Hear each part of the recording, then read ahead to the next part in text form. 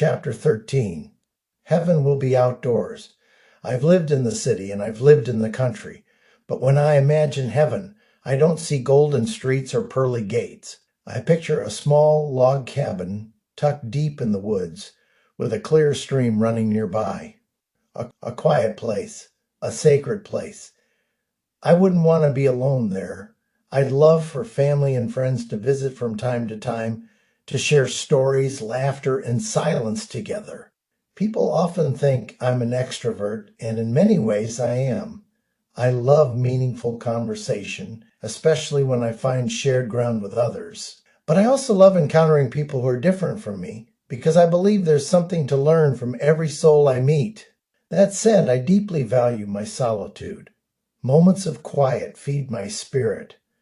I find joy in writing this memoir while Trish sits nearby, focused on her iconography. We may not speak, but we are together, each creating, each listening in our own way. I enjoy meditation, not just as a practice, but as a way of being present with God. In the stillness, I receive insights that guide my daily life. Gentle nudges, quiet wisdom, deep peace. So, am I a city person or a nature person? The answer I've come to know is this. I'm a nature person. I love the outdoors. I love the hush of the woods, the rhythm of a stream, the scent of pine and fresh earth. Being in nature connects me to God in a way few things can. It humbles me, grounds me, and fills me with awe.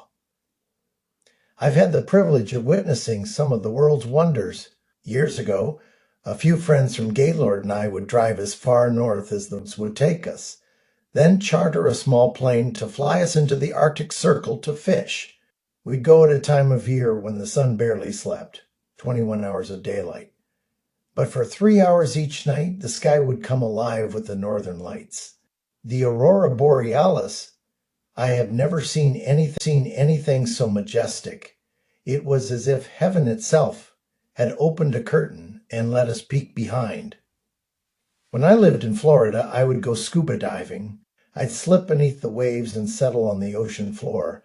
The only sound was the slow rising bubbles of my breath, and in that stillness, the creatures of the deep would emerge, curious, gentle, unafraid. In those moments, I didn't feel like an intruder. I felt like I belonged. That too was worship. That too was communion.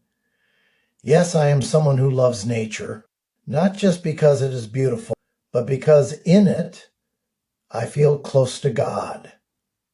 And perhaps that is the truest kind of heaven.